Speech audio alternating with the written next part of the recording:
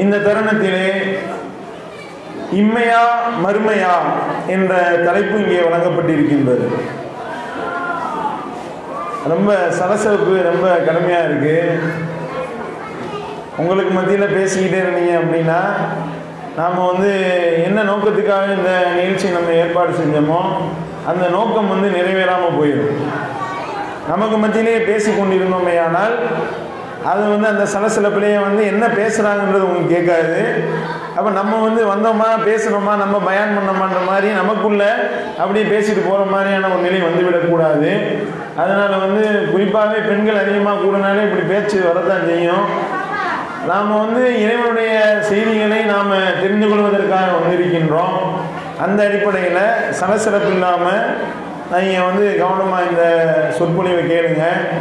பக்கத்தில் பேசி கொண்டிருந்தீர்களே ஆனால் கேட்குற பயான்லேருந்து கேள்வி கேட்கப்படும். யார் பேசிக்கிட்டு இருந்தீங்களோ அவங்கள கூப்பிட்டு கேள்வி கேட்போம். நீங்கள் கரெக்டாக கவனிச்சிருந்தீங்கன்னா கரெக்டாக அந்த கேள்விக்கு பதில் சொல்லுவீங்க, இல்லாட்டினா தெரியலைன்னு முடிப்பீங்க. அதனால் என்ன கேள்விகளை என்ன செய்திகளை நம்ம சொல்கிறோமோ அதை நீங்கள் கவனமாக கேளுங்க. அல்லாஹ் அருள் செய்வான் என்ற ஒரு அறிவிப்போட இந்த தலைப்பை நான் துவங்குகின்றேன்.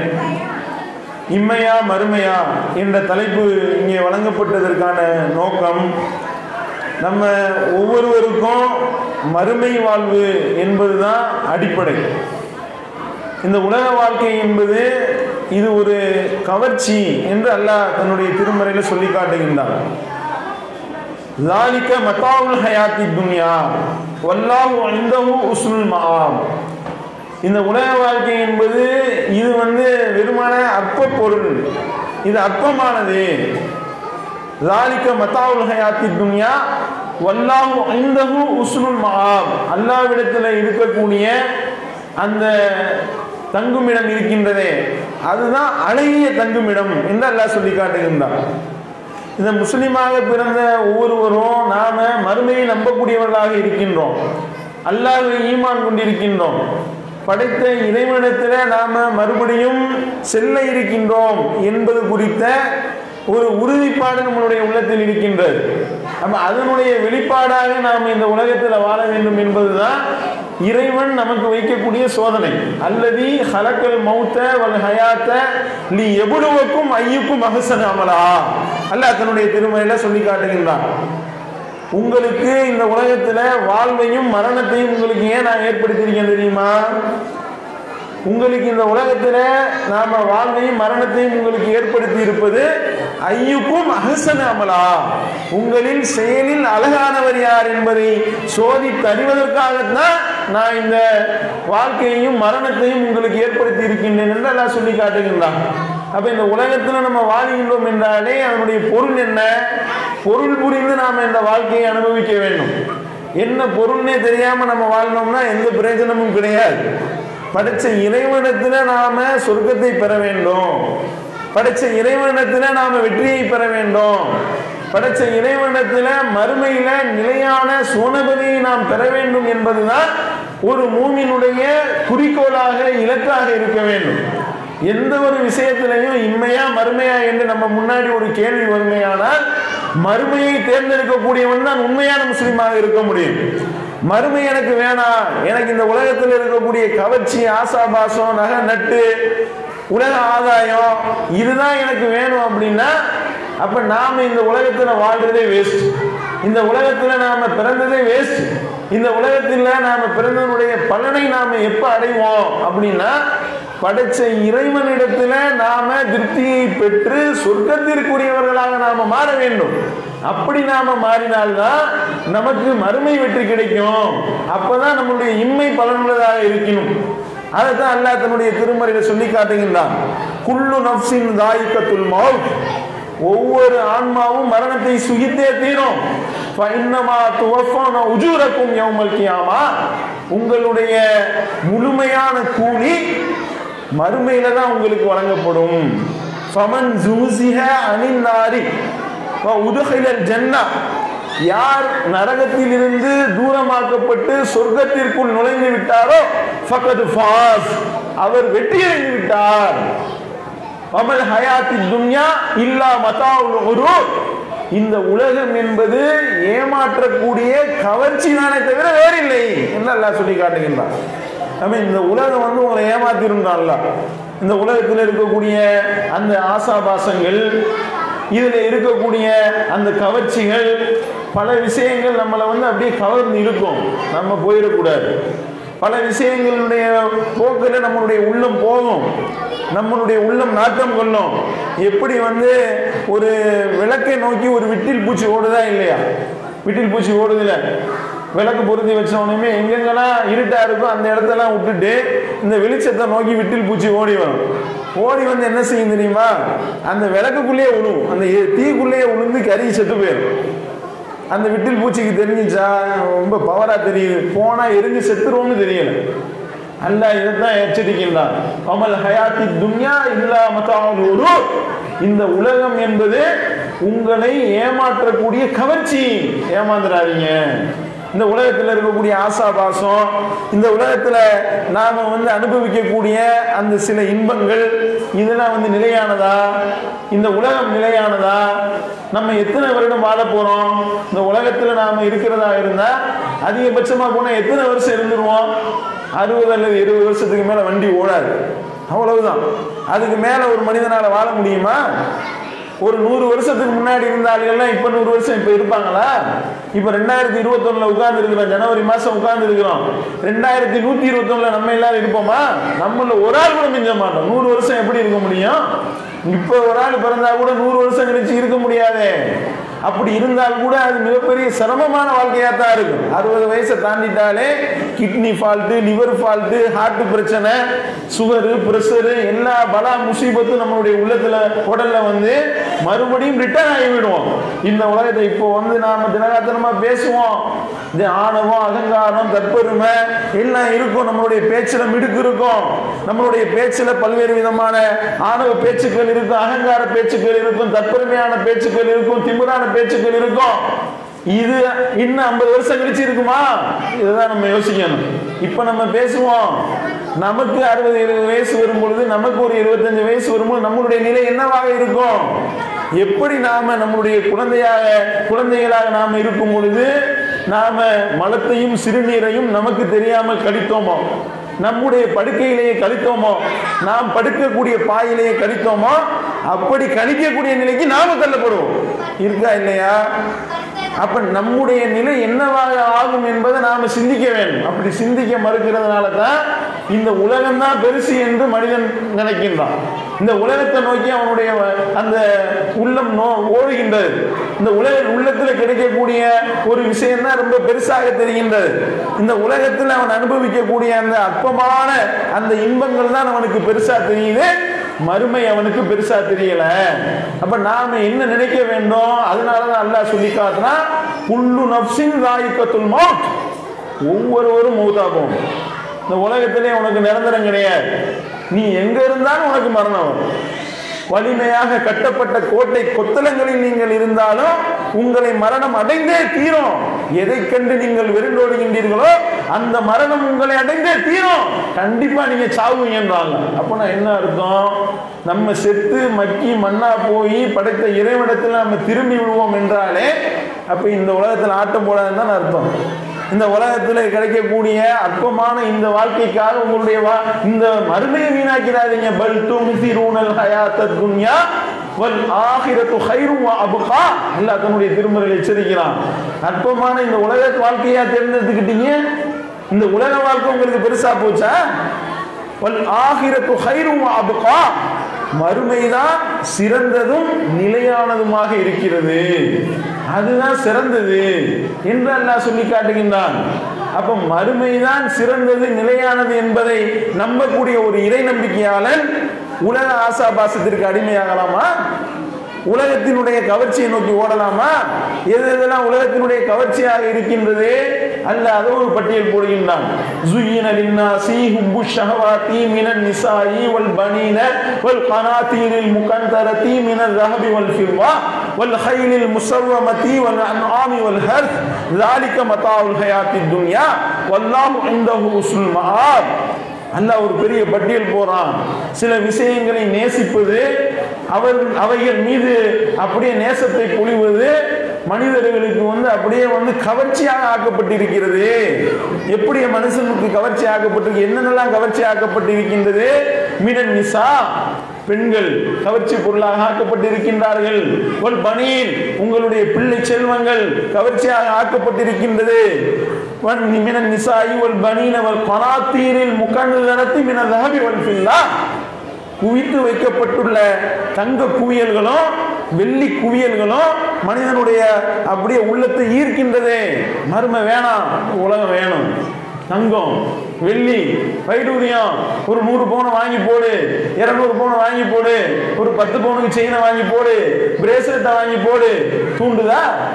மனிதனுக்கு தூண்டும். இன்னும் பல விஷயங்கள், முத்திரையிடப்பட்ட குதிரைகள், இன்னும் கால்நடைகள், அவனுடைய அந்த நிலபுலன்கள், இதெல்லாம் மனிதனுடைய உள்ளத்தை ஈர்க்கக்கூடிய விஷயமாக இருக்கின்றது. ذَلِكَ مَتَاعُ الْحَيَاةِ الدُّنْيَا, இது அனைத்தும் உலகத்தினுடைய கவர்ச்சி. நிலைக்குமா? நீடிக்குமா? ஒரு மனுஷன் எவ்வளவோ சிரமப்பட்டு சம்பாதிக்கிறாங்க. ஒருத்தன் சம்பாதிச்சா எவ்வளவு சம்பாதிச்சிருவான்? அதிகபட்சமா 100 கோடி ரூபாய் சம்பாதிக்க முடியுமா ஒரு ஆளு? 100 கோடி ரூபாய் சம்பாதிக்கிறது கேள்விக்குறி. 1 கோடி ரூபாய் 100 கோடி ரூபானே வச்சுக்கிடுவோம். 100 கோடி ரூபாய்க்கு எத்தனை கிலோ நகை வாங்க முடியும்? நகை வாங்கியாச்சு, இடம் வாங்கியாச்சு, சொந்த வீடு வாங்கியாச்சு, சிரமப்படுறாரு. இப்போ 20 வயசுலேருந்து உழைக்கிறாரு, 60 வயசு வரைக்கும் உழைச்சு பணத்தை சேகரித்து 1 கோடி ரூபாய் செலவழித்து ஒரு வீட்டை கட்டிட்டாரு. 60 வயசுல 61 வயசுல மூத்து வந்துருச்சு. என்ன செய்வார்? இப்போ அவர் என்ன செய்ய முடியும்? 60 வயசு வரைக்கும் சிரமப்பட்டு உழைச்சிருக்கிறாரு, வீடை கட்டி இருக்கிறாரு. அதனால அந்த வீட்டிலே அடக்கம் பண்ண முடியுமா? மைத்தாங்கரையா போயிரு வீடு. தூக்கி பணத்தை என்ன செய்ய வேண்டும்? கபூர் குழியில தானே அடக்கம் பண்ணுவாங்க. அவர் சம்பாதித்த சொத்து அவருக்கு வருமா? இதுதான் இங்க கேள்வி. 100 பவுன் சேர்த்துட்டாங்க. ரொம்ப சிரமப்பட்டு கணவனை நச்சரித்து எனக்கு 100 பவுன் போட வேண்டும் என்று சொல்லி வாங்கிட்டாங்க. 100 பவுன் போட்டாச்சு, மூத்து வந்துருச்சு. என்ன செய்ய முடியும்? குழிக்குள்ள புதைக்கிறப்ப 100 பவுனையும் சேர்த்து வச்சு புதைங்க சொல்லுவாங்களா? புதைச்சா என்ன ஆகும்? அடுத்த நிமிஷத்துல தோண்டி எடுத்து போயிடுவாங்க. அது வேற விஷயம். எப்படி விடுவாங்க? பார்க்குறோமே, கண்கூடா பார்க்குறோமே. மூத்தா போறப்போ ஒரு தங்க மோதிரம் ஏதாவது போட்டிருப்பாங்க, மரணம் வந்துடும். எல்லாத்தையும் கிளட்டிருப்பாங்க, மோதிரத்தை மட்டும் மறந்துருப்பாங்க. என்ன செய்வாங்க தெரியுங்கள? அப்போ அம்மா போயிட்டீங்களே அழுகுற மாதிரி அப்படியே உருவிடுவாங்க கையில். காரணம் என்ன? அதோட எது கொண்டு அடக்கம் பண்ண அந்த மோதிரத்தோட, அந்த மோதிரத்தை உருவுறாங்களா இல்லையா? அப்ப நீங்க சம்பாதிச்ச வெள்ளி குவியல்கள், தங்க குவியல்கள், நீங்கள் சம்பாதித்த பொருளாதாரம், நீங்கள் சேர்த்து வச்ச சொத்து பத்து, இதெல்லாம் உங்களுக்கு உதவுமா? யூஸ் ஆகுமா? இந்த உலகத்துல நீங்க சேர்த்து வைத்த அனைத்தும் மீன் தான். நீங்க அல்லாஹ்வுடைய பாதையில எதை கொடுத்தீங்களோ அது உங்களுக்குரியது. தான தர்மங்கள் செஞ்சது மறுமையில உங்களுக்கு கிடைக்கும். நீங்க செஞ்ச நல்லறங்கள் உங்களுக்கு வரும். இந்த ஒரு அடிப்படையை நாம் விளங்க வேண்டும். இதுதான் அடிப்படை. அல் மாலு வல் பனூன ஜீனத்துல் ஹயாத்தித் துன்யா வல் பாக்கியாத்து ஸாலிஹாத்து கைரும் இன்த ரப்பிக ஸவாபன் வ கைரு அமலா. அல்லாஹ் தன்னுடைய திருமறையில் அழகாக சொல்லி காட்டுகின்றார். 18வது அத்தியாயம் அல் கஹஃப் என்று சொல்லப்படக்கூடிய 18வது அத்தியாயத்தை எடுத்து படிச்சு பாருங்க. அல் மாலு வல் பனூன ஜீனத்துல் ஹயாத்தித் துன்யா, நீங்க சேர்த்து வச்சிருக்கக்கூடிய பொருளாதாரம், செல்வம் எல்லாம், நீங்கள் பெற்று வைத்திருக்கக்கூடிய பிள்ளை செல்வங்கள் எல்லாம் இந்த உலகத்தினுடைய கவர்ச்சி. இதெல்லாம் நிலைக்காது, நீடிக்காது. எத்தனை புள்ள பெற்றாலும் மூத்தா போனா, வாப்பா மூத்தா போனா கொண்டு போய் குழியில அடக்க தான் பண்ணணும், வேற வழி இல்லை. எந்த பிள்ளையாவது எங்க வாப்பாவை நான் என் உசுருக்கு மேல நேசிக்கிறேன், எங்க வாப்பாவை அடக்குற குழியிலையும் என்னையும் போட்டு அடக்குங்கன்னு யாராவது சொல்லுவாங்களா? இது வரைக்கும் யாராவது சொல்லியிருக்கிறாங்களா? எந்த ஒரு மனைவியாவது என்னுடைய கணவன் மேல நான் அவ்வளவு அன்பு வச்சிருக்கேங்க, என் கணவனை அடக்கிற குழியிலே என்னையும் போட்டு அடக்கிடுங்க சொல்லுவோமா? முடியாது. ஏன்? அது தெரியும் நமக்கு. இது அற்பம், நிறையற்றது தெரியுதுல. அப்ப நாம சம்பாதிக்கக்கூடிய பொருளாதாரமோ, நம்முடைய பிள்ளைகளோ, பிள்ளை செல்வங்களோ, நம்மளுடைய மனைவியோ, உற்றாரோ, உறவினரோ நமக்கு எந்த பலனும் அளிக்க மாட்டார்கள். அப்ப எதுதான் பயனளிக்கும்? வல் பாக்கியாத்து ஸாலிஹாத்து கைரும் இன்த ரப்பிக ஸவாபன் வ கைரு அமலா. நீங்கள் செய்யக்கூடிய நிலையான நல்லறங்கள் இருக்கின்றதே, சாலிகான நல்லமல்கள், அந்த நிலையான நல்லறங்கள் தான் கூலியில் சிறந்ததும் எதிர்பார்க்கப்படுவதில் சிறந்ததுமாக உங்களுக்கு இருக்கிறது. இப்ப எது முக்கியம் நமக்கு? இம்மையா மறுமையா? இதுதான் நம்ம முன்னாடி உள்ள கேள்வி. நாம என்ன முடிவெடுக்க வேண்டும்? நம்மளை நோக்கி இது போன்ற பிரச்சனைகள் வரும் பொழுது எனக்கு இம்மைதான் முக்கியம் என்று நாம முடிவெடுத்தால் மறுமையில உனக்கும் இம்மைக்கும் மறுமைக்கும் சம்பந்தம் இல்லை, அல்ல அனுப்பிடுவான். இல்ல அப்படிதான் சொல்லி காட்டுகின்றான்.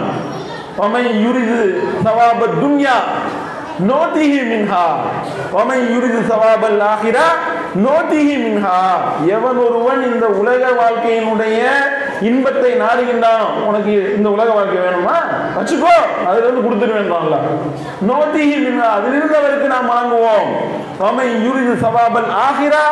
யார் மறுமையை நேசிக்கின்றானோ, மறுமைதான் பிரதானம், எனக்கு மறுமைதான் முக்கியம், மறுமை வாழ்வுதான் எனக்கு வேணும் என்று எவன் விரும்புகின்றானோ நோட்டிஹி மின்ஹா, அவனுக்கு அதிலிருந்து கொடுப்போம். அல்லாஹ் நன்றி பாராட்டுபவர்களுக்கு அவன் கூலி வழங்கக்கூடியவனாக இருக்கின்றான் என்று அல்லாஹ் சொல்லி காட்டுகின்றானே. அப்ப நம்ம முன்னாடி இருக்கக்கூடிய கேள்வி என்ன? இந்த உலகமா உண்மையா மறுமையா? எதை நம்ம தேர்ந்தெடுக்க வேண்டும்? இந்த உலகத்துல இருக்கக்கூடிய ஆசாபாசங்களா மறுமையினுடைய சொர்க்கமா? இதுதான் நம்மளுடைய முன்னாடி இருக்கக்கூடிய கேள்வி. இந்த உலகத்தில் இருக்கக்கூடிய அற்பமான பொருளாதாரமா, சொர்க்கத்தில் கிடைக்கக்கூடிய நிரந்தரமான அந்த நன்மைகளா? இதுதான் நம்ம முன்னாடி இருக்கக்கூடிய கேள்வி. இந்த உலகத்தில் நீங்க செய்யக்கூடிய மார்க்கத்துக்கு முரணான காரியங்களா அல்லது இறைவனுடைய திருப்பொருத்தமா? இதுதான் நம்ம முன்னாடி இருக்கக்கூடிய கேள்வி.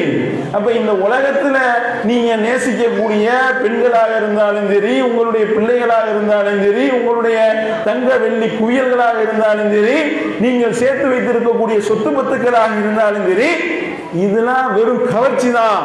அல்லாஹ்விடத்தில் இருக்கிறது தான் மிக சிறந்தது என்று அல்லாஹ் சொல்லிவிட்டு சொல்றான். குல் உனப்பியுக்கும் ஹைரின் மின் ஸாலிகும், இதை விட சிறந்தது உங்களுக்கு நான் அறிவிக்கட்டுமா? அல்லாஹ் கேட்கலாம். 3வது அத்தியாயத்தில் எடுத்து படிச்சு பாருங்க, 17வது வசனத்திலிருந்து எடுத்து படிச்சு பாருங்க. சொல்லுங்க, இதை விட சிறந்ததை நான் உங்களுக்கு அறிவிக்கட்டுமா? எதை விட சிறந்ததை? நீங்க நேசிக்கக்கூடிய பெண்களை விட, நீங்க நேசிக்கக்கூடிய உங்களுடைய பிள்ளைகளை விட, நீங்கள் நேசிக்கக்கூடிய வெள்ளி குவியல்களை விட, நீங்கள் மனமாற விரும்பக்கூடிய தங்க குவியல்களை விட, நீங்கள் அளவுக்கு அதிகமாக நேசம் வைத்திருக்கக்கூடிய உங்களுடைய வீடு வாசல் சொத்து பத்து நிலப்புலன்கள் கால்நடைகள் குதிரைகள், இது அனைத்தையும் விட சிறந்ததை நான் உங்களுக்கு அறிவிக்கட்டுமா? அல்லாஹ் கேட்டுட்டு அல்லாஹ் சொல்றான் பாருங்க. லில்லதீன தகவ் இன்த ரப்பிஹிம் ஜன்னாத்துன் தஜ்ரி மின் தஹ்திஹல் அன்ஹார் ஹாலிதீன ஃபீஹா அஸ்வாஜும் முத்தஹரத்தும் வ ரிதுவானும் மினல்லாஹ். எவ்வளவு ஒரு அற்புதமான வார்த்தை! இதை விட சிறந்தது என்ன தெரியுமா? இறைவனை அஞ்சக்கூடிய இறையச்சவாதிகளுக்கு அல்லாஹ் வழங்க இருக்கக்கூடிய சொர்க்கம் இருக்கின்றதே, அது இதை விட சிறந்தது.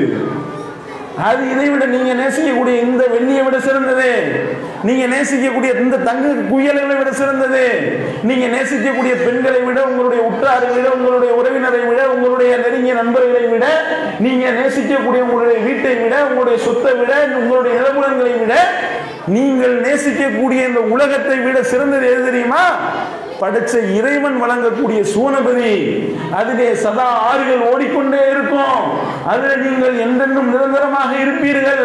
அஸ்வாஜும் முத்தஹரத்தும் வ ரிதுவானும் மினல்லாஹ், அங்கே உங்களுக்கு தூய துணைகளை அல்லாஹ் வழங்குவான். அல்லாஹ்வுடைய திருப்பொருத்தமும் உங்களுக்கு இருக்கிறது.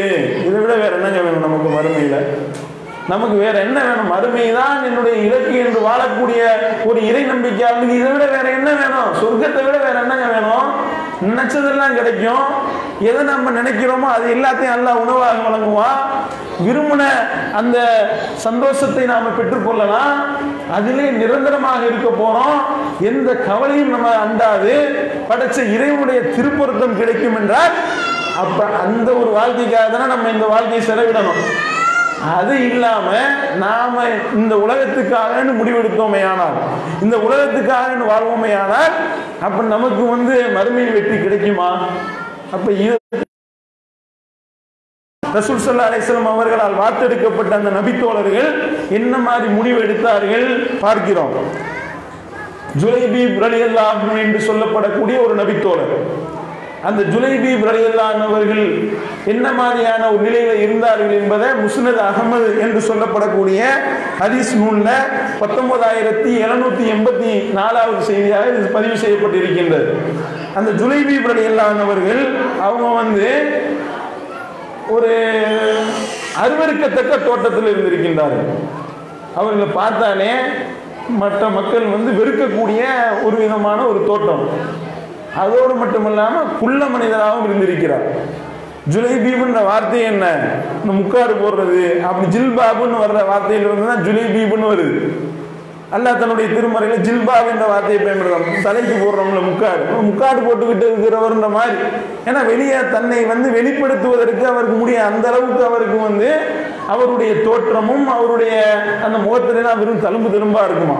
பார்த்தாலே ஒரு லைக் பண்ண மாட்டாங்களா யாரும். அப்படிப்பட்ட ஒரு நபர் குள்ள மனிதராகவும் இருந்திருக்கிறார். ஆனா இறையச்சத்துல மேன்மையானவர், நல்ல மனிதர். போய் பொண்ணு கேட்கிறார், யாருமே பொண்ணு தரது. பொண்ணு கேட்டு பார்த்துருக்காரு, பல இடங்கள்ல போய் பொண்ணு கேட்கிறாரு, பொண்ணு கொடுக்கல, யாருமே பொண்ணு கொடுக்கல. ரசூல் ரொம்ப வேதனைப்படுறாரு. வேதனைப்பட்டு அல்லாஹ்வுடைய தூதர் இடத்துல விஷயத்தை சொல்றாரு, யார் ரசூலுல்லாஹ் இந்த மாதிரி எனக்கு யாருமே பொண்ணு தர மாட்டாங்க என்று சொல்லி நபிகள் நாயகம் ஸல்லல்லாஹு அலைஹி வஸல்லம் அவரிடத்துல முறையிடுறாரு. அப்ப ரசூல் ஸல்லல்லாஹு என்ன செய்யறாங்கன்னா, உனக்கா நான் பொண்ணு கேட்டு போறேன்பா. ஏன்னா இவர் நல்லவர், இவர் சரியான ஆள்ன்றது ரசூல் ஸல்லல்லாஹு அலைஹி வஸல்லம் தெரியும். அந்த அடிப்படையில் ரசூல் ஸல்லல்லாஹு அலைஹி வஸல்லம் என்ன செய்யறாங்க, ஒரு குடும்பத்தில் போய் பொண்ணு கேட்குறாங்க. அல்லாஹ்வுடைய தூதர் அவர்கள் போய் பொண்ணு கேட்க போனோன்னையும் அந்த குடும்பத்தில் உள்ள ஆட்கள் என்ன நினைச்சாங்கன்னா, ரசூல் ஸல்லல்லாஹு அலைஹி வஸல்லம் தான் தனக்கு தான் பெண் தங்களுடைய பிள்ளைய மகளை பெண் கேட்டு வந்திருக்காங்க போல நினைச்சிட்டு சந்தோஷப்பட்டாங்க. அப்போ ரசூல் ஸல்லல்லாஹு சொல்றாங்க, எனக்கு நான் பெண் கேட்டு வரல, இந்த ஜுலைபீபுக்கு தான் பெண் கேட்டு வந்திருக்கேன் அப்படின்னு சொன்னாங்க. சொன்னோனையுமே அந்த பெண்ணினுடைய தகப்பனாருக்கு பெரிய அதிர்ச்சி. யார சொல்ல, யாரு ஜுலைபீபுக்கா அப்படின்னா. அப்போ பார்த்துக்கங்க எந்த மாதிரி அவங்கள ஒரு நிலையில வச்சிருக்காங்கன்னு பாருங்க. ஜுலைபீபுக்கா, மறுபடியும் ஜுலைபீபுக்கா கேட்குறீங்க? ஆமா ஜுலைபீபுக்கு தான். உடனே அவர் நேரத்தை என்ன சொல்றாரு, என்னுடைய மனைவிட்ட நான் கேட்கணும் அப்படின்றாரு. அவங்க மனைவி வர்றாங்க, மனைவி இடத்துல கேட்கப்படுங்க. ரசூல் ஸல்லல்லாஹு சொல்றாங்க, இந்த மாதிரி பெண் கேட்டு வந்துருங்க. அவங்களும் தனக்கு நினைச்சுக்கிட்டாங்க, ரவியில் தான் கேட்டு வந்திருக்காங்கன்னு நினைச்சிடுறாங்க. ரசூல் ஸல்லல்லாஹு சொல்றாங்க, எனக்கு இல்லை ஜுலைபீபுக்கு. அந்த பெண்மணி சொல்றாங்க, ஜுலைபீபுக்கா? அந்த அளவுக்கு வெறுக்கத்தக்க ஒரு நபராக அவர் அந்த இடத்துல பார்க்கப்படுகின்றார். உள்ளத்தை தான் பார்க்கணும், வெளித்தோட்டத்தை பார்க்க கூடாதுன்னா பார்க்கின்றார்கள். நம்மளும் பல பேரும் அப்படி இருக்கின்றோமா இல்லையா? அந்த பழகும் பொழுது எப்படி நீட்டா ராயலா அந்த மாதிரி இருக்கிற ஆளுகிட்ட பழகிற மாதிரியான ஒரு தன்மைகள் இருக்கின்றது. அப்படிலாம் தப்பு. அது இறையச்சத்தின் அடிப்படையில் தான் முடிவெடுக்க வேண்டும். அப்படி தப்பா நினைக்கிறாங்க. அப்ப அந்த பெண்மணி சொல்றாங்க, யார் ரசூலுல்லாஹ், ஜுலைபீபுக்கு நான் தரமாட்டேன். ஜுலைபீபுக்கு என்னுடைய பெண்ணை திருமணம் முடித்து கொடுக்க எனக்கு விருப்பம் இல்லை என்று சொல்லி அல்லாஹ்வுடைய தூதரிடத்திலே மறுத்து விட்டார்கள். ரசூல் ஸல்லல்லாஹு அலைஹி வஸல்லம் அவர்கள் வருத்தத்தோடு திரும்பி வர்றாங்க.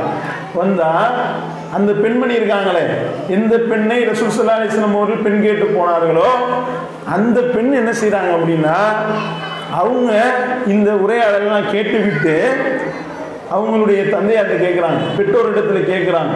என்ன கேட்குறாங்க, ஃபதருதுன அலன் நபி ஸல்லல்லாஹு அலைஹி வஸல்லம் அம்ரோ, அல்லாஹ்வுடைய தூதர் கேட்ட ஒரு காரியத்தையா நீங்க மறுக்கிறீங்க?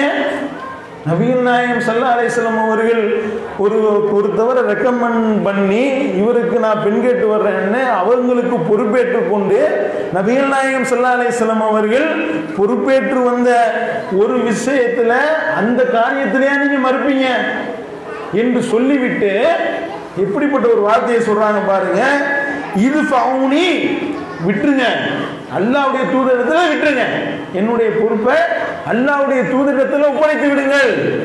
அல்லாஹ்வுடைய தூதர் அவர்கள் ஒரு விஷயத்துல ரெக்கமெண்ட் பண்றாங்க அப்படின்னா அல்லாஹ் என்னை ஒருபோதும் கைவிட மாட்டான். எப்படிப்பட்ட வார்த்தை! மறுமைதான் இலக்கு என்று வாழக்கூடிய ஒரு ஆளை தான் இப்படி சொல்ல முடியும். அவர் மூஞ்சியை பார்க்க சகிக்காது, முகமெல்லாம் தழும்பு தழும்பா இருக்கு, ஆள் குட்டையா இருக்காரு.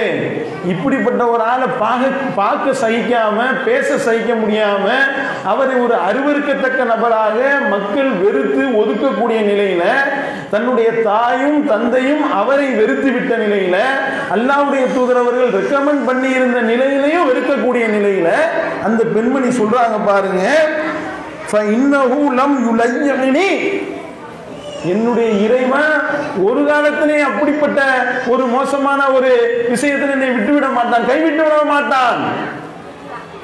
ரசூல் ஸல்லல்லாஹு அலைஹி வஸல்லம் அவர்கள் ஒரு விஷயத்தில் முடிவெடுத்து எனக்கு ரெக்கமெண்ட் பண்றாங்கன்னா அதனால எனக்கு ஒருபோதும் கேடு நிகழாது. என்னுடைய இறைவன் என்னுடைய கைவிட மாட்டான். அதனால எனக்கு எந்த பிரச்சனையும் வராது. என்னுடைய விஷயத்தை அல்லாஹ்வுடைய தூதரிடத்திலே ஒப்படைங்க, என்னை விட்டு விடுங்க. அல்லாஹ்வுடைய தூதர் என்ன மாதிரி சொல்றாங்களோ அந்த அடிப்படையில் விட்டு விடுங்கள் என்று சொல்லி அந்த பெண்மணி சொன்னவனையும், அது உங்களுடைய தாய் தந்தையை போய் மறுபடியும் அல்லாஹ்வுடைய தூதர்கிட்ட பேசுறாங்க. யா ரசூலல்லாஹ், என்னுடைய மகள் வந்து திருமணம் முடிக்க சம்மதிச்சுட்டாங்க, திருமணமும் முடிகின்றது பாருங்க. அதுக்கப்புறம் நடக்கக்கூடிய சம்பவம் தான் அந்த அகமதுலையும் பதிவு செய்யப்பட்டிருக்கின்றது, முஸ்லீம் என்ற ஹதீஸ் கிரந்தத்திலே ஆதாரப்பூர்வமான செய்தியாக பதிவு செய்யப்பட்டிருக்கின்றது. அவர் வந்து திருமணம் முடிக்கிறதற்கு பெண்ணே கிடைக்காம எங்கெங்கேயோ போய் பெண் கேட்டு வாழ்க்கை துணை கிடைக்காம அவ்வளவு சிரமப்பட்டு அவர் திருமணம் முடிக்கின்றார். அப்படி திருமணம் முடித்த அந்த நிலையில அப்பொழுது தன்னுடைய அந்த மனைவியோடு குடும்பம் நடத்தக்கூடிய அந்த நிலையில அவர் வந்து தன்னுடைய மனைவிக்கு ஒரு அன்பளிப்பு பொருளை வாங்குவதற்காக செல்கின்றார். கிடைக்காத ஒரு பொருள் அவருக்கு கிடைச்சிருக்கு, தன்னுடைய மனைவிக்கு அன்பளிப்பு கொடுக்கணும் என்ற அடிப்படையில் ஒரு அன்பளிப்பை வாங்க போறாரு. கடைவீதிக்கு போய் அன்பளிப்பை வாங்கி கொண்டு வருகின்றார். அப்படி அன்பளிப்பை வாங்கி வரக்கூடிய நேரத்தில் ஜிஹாது செய்வதற்குண்டான அழைப்பு விடுக்கப்படுகிறது, அறப்போருக்கான போர் செய்வதற்கான அழைப்பு விடுக்கப்படுகிறது. அன்பளிப்பை தூக்கி வீசிட்டு போருக்கு போறாரு. எப்படிப்பட்ட ஒரு உறுதிப்பாடு பார்த்தீங்களா? இங்க உள்ள புது மணமான்கள்லாம் என்ன, ஒழுங்கா தொழில் வந்துகிட்டு இருந்திருப்பாரு, கல்யாணம் முடிச்சோன்னே ஆளை காணாம். என்னன்னு கேட்டா இப்ப கல்யாணம் முடிஞ்சிருச்சுல, எனக்கு என்னங்க தொழுகைக்கே ஆளை காணாம், ரொம்ப பிஸியா இருக்கேன். புது மணமான் பிஸியா இருக்காரு. அப்ப தொழுகை கூட வர மாட்டாரு. இங்க போருக்கே போயிட்டாங்க, போருக்கு போகக்கூடியவர்களாக. இப்ப எப்படிப்பட்ட ஒரு அர்ப்பணிப்பு! அல்லாஹ்வுடைய தூதர் அவர்கள் ஒரு ஆளுக்கு போய் ரெக்கமெண்ட் பண்ணாங்கன்னா சும்மாவா? ரசூல் ஸல்லல்லாஹு அலைஹி வஸல்லம் அவர்கள் இந்த நபருக்கு நீங்க உங்க பொண்ணை கொடுங்கன்னு போய் கேட்டாங்க. எப்படி போய் கேட்டாங்க? இந்த ஒரு உறுதிப்பாடு. தூக்கி அன்பளிப்பை வீசிட்டு போறாரு. போருக்கு போகக்கூடிய நிலையில போர் முடிந்து விடுகின்றது. ரசூல் ஸல்லல்லாஹு அலைஹி வஸல்லம் தேடுறாங்க, யாராவது விடுபட்டு இருக்கின்றார்களா பாருங்கப்பா, நம்மளுடைய ஆட்கள்ல யாராவது விடுபட்டு இருக்கின்றார்களா பாருங்க என்று சொல்லி அல்லாஹ்வுடைய தூதர் அவர்கள் தேடுகின்றார்கள். போய் பார்த்துட்டு யாரும் மிஸ்ஸிங் இல்லை, நல்லா தேடுங்க. இது யார சொல்லலாம், என்னென்ன ஒரு ஆள் மிஸ்ஸிங்க, அவங்கெல்லாம் வந்து இந்த இருக்காங்க, இப்படி இருக்காங்க, பதில் சொல்லப்படுகின்றது. மறுபடியும் தேடுங்க. ரசூல் ஸல்லல்லாஹு சொல்றாங்க, மறுபடியும் எல்லாம் வந்துட்டாங்களே என்று சொல்லும் பொழுது அல்லாஹ்வுடைய தூதர்கள் சொல்கின்றார்கள், நான் ஜுலைபீபை தேடிக்கொண்டிருக்கிறேன், ஜுலைபீபை நான் தேடுகிறேன் அப்படின்னு சொல்றாங்க. ஜுலைபீப், அப்பதான் ஜுலைபீப் வந்ததே அவங்களுக்கு ஞாபகம் வருது. சஹாபாக்களுக்கு போய் தேடுகின்றார்கள். தேடினால் அல்லாஹ்வுடைய பாதையில வெட்டப்பட்டு, தன்னுடைய 2 கைகளும் வெட்டப்பட்டு ஷஹீதான நிலையில் அவர் கிடைக்கின்றார். ரசூல் ஸல்லல்லாஹு அலைஹி வஸல்லம் அவர்கள் அந்த இடத்துல போய் பார்க்குறாங்க. பார்த்து ரசூல் ஸல்லல்லாஹு அலைஹி வஸல்லம் அவர்கள் அந்த ஜுலைபீப் ரலியல்லாஹு அன்ஹு அவங்களுடைய அந்த ஜனாசாவை பார்த்து விட்டு சுத்தி பார்த்தா 7 காபிர்கள் கொல்லப்பட்டு கிடக்கின்றார்கள். அப்ப ரசூல் ஸல்லல்லாஹு அலைஹி வஸல்லம் சொன்னாங்க, முஸ்லிம்ல வரக்கூடிய செய்தியை பார்க்கின்றோம், இந்த 7 நபர்களையும் இவர் வெட்டி வீழ்த்தி விட்டு அவர்களால் வெட்டப்பட்டு இவர் ஷஹீதாகி இருக்கிறார் என்று சொல்லி 2 கைகளும் துண்டிக்கப்பட்ட நிலையில ஜனாசாவாக கிடந்த அந்த ஜுலைபீப் ரலியல்லாஹு அன்ஹு அவர்களை ரசூல் ஸல்லல்லாஹு அலைஹி வஸல்லம் அவர்கள் தங்களுடைய 2 கரங்களால் தூக்கினார்கள். 2 கரங்களால் தூக்கிவிட்டு சொன்னார்கள், ஹாதா மின்னி வ அன மின், இவர் என்னை சார்ந்தவர், நான் இவரை சார்ந்தவன். ஹாதா மின்னி வ அன மின், இவர் என்னை சார்ந்தவர், நான் அவரை சார்ந்தவன். ஹாதா மின்னி வ அன மின், இவர் என்னை சார்ந்தவர், நான் அவரை சார்ந்தவன். இப்படி ஒரு மனிதரை பத்தி அல்லாஹ்வுடைய தூதர் சொல்றாங்கன்னா எவ்வளவு பெரிய தியாகம்! நான் அவரை சார்ந்தவன் சொல்ல முடியுமா? இவர் ஏன் ஆளுன்னு சொல்லலாங்க, நான் அவர் ஆளுன்னு சொல்ல முடியுமா? அப்படிப்பட்ட ஒரு வார்த்தையை அல்லாஹ்வுடைய தூதர் அவர்கள் சொன்னார்கள் என்ற செய்தியை நாம முஸ்லிம்ல பார்க்கின்றோமே. தூக்கிட்டு ரசூல் ஸல்லல்லாஹு அலைஹி வஸல்லம் அவர்கள் தான் அந்த ஜனாசாவை அப்படியே தூக்கி கொண்டு போய் அவர்களே தங்களுடைய கரத்தால் அவருடைய ஜனாசாவை அடக்கம் செய்தார்கள். அதை அறிவிக்கக்கூடிய சஹாபாக்கள் சொல்றாங்க, அந்த ஜுலைபீபிற்கு அல்லாஹ்வுடைய 2 தூதருடைய கைகளை தவிர வேற எந்த சந்தூக்கு பெட்டியும் கிடையாது. சந்தூக்கு இல்ல, சந்தூக்குல வச்சு அவரை தூக்கல. அல்லாஹ்வுடைய தூதர் அவர்கள் தன்னுடைய 2 கரங்களாலேயே தூக்கினார்கள். அப்படி தூக்கும் பொழுது 2 கரங்களும் வெட்டப்பட்டு அந்த மரணித்த அந்த ஜனாசாவா இருந்த அந்த ஜுலைபீப் ரலியல்லாஹு அன்ஹு அவர்களை பார்த்து அல்லாஹ்வுடைய தூதர் அவர்கள் சொன்னார்கள், இவருக்கு 2 கை இல்ல, என்னுடைய 2 கரங்கள் இவருடைய கரங்கள் என்று சொல்லி அல்லாஹ்வுடைய தூதர் அவர்கள் அந்த ஜனாசாவை தூக்கி அடக்கம் செய்தார்கள் என்று பார்க்கின்றோமே. எவ்வளவு பெரிய ஒரு தியாகம், எப்படிப்பட்ட ஒரு அர்ப்பணிப்பு, என்ன மாதிரியான ஒரு இலக்கு. எனக்கு மர்மதான் முக்கியம் நினைச்சிருக்கலாம்லங்க, சொல்லியிருக்கலாமா இல்லையாங்க? பாப்பா போருக்கு வாப்பா, நானே புதுமண மகனா இருக்கேன், பொண்ணே கிடைக்காம இப்பதான் எனக்கு பொண்ணு கொடுத்துருக்காங்க, என்னுடைய மன வாழ்க்கை இப்பதான் நான் துவங்க போறேன், இப்படிப்பட்ட நேரத்தில் போருக்கு கூப்பிடுறீங்களே என்று சொல்லி கேட்கக்கூடிய நிலைமை இருக்குமா இல்லையா? ஆனா நம்ம என்ன செய்வோம், பொதுக்கூட்டத்துக்கு கூப்பிட்டாலே போருக்கு கூப்பிடுற மாதிரி பார்க்குறது. பொதுக்கூட்டத்துக்கா? பெண்கள் பயானம், இதுக்கு எதுக்கு நாங்கள் வரணும்? எங்களுக்கு இங்கே வந்து டிவியில் எவ்வளவோ மெகா சீரியல் ஓடிக்கிட்டு இருக்கு, சினிமா படங்கள் ஓடிக்கிட்டு இருக்கு, இதெல்லாம் நாங்கள் தியாகம் பண்ணி வர முடியுமா? நாங்கள் வந்து வந்தோம்னா அந்த டிவியில் போடக்கூடிய படத்தை எவன் பார்க்குறது, யார் பார்க்குறது? அதெல்லாம் எங்களுக்கு மிஸ் ஆயிருமா இல்லையா என்று நம்முடைய உள்ளத்தில் ஓடுதா இல்லையா? சிந்திச்சு பாருங்க. நாம மார்க்க விஷயத்துல அர்ப்பணிப்பதற்காக நம்ம போருக்கு கூப்பிடல, எதிரிகளை போய் வெட்ட கூப்பிடல, நாம வந்து நம்முடைய உசுரை கொடுக்க கூப்பிடல. இப்ராஹிம் அலைஹிஸ்ஸலாம் அவர்கள் நெருப்பு குண்டத்துல இறக்குனாங்களே, அந்த மாதிரி நெருப்பு குண்டத்துல குதிக்க கூப்பிடல. நம்மள எதுக்கு கூப்பிடுறோம்? அழகான முறையில வந்து மார்க்க போதனைகளை கேட்டுட்டு ஒரு டீயும் பப்ஸ் சாப்பிட்டுட்டு நல்லபடியா செய்திகளை கேட்டுட்டு போங்கன்னு கூப்பிட்டா நமக்கு அதுக்கு தியாகம் பண்ண முடியல. இம்மையா மறுமையா கேள்வி இருக்கு.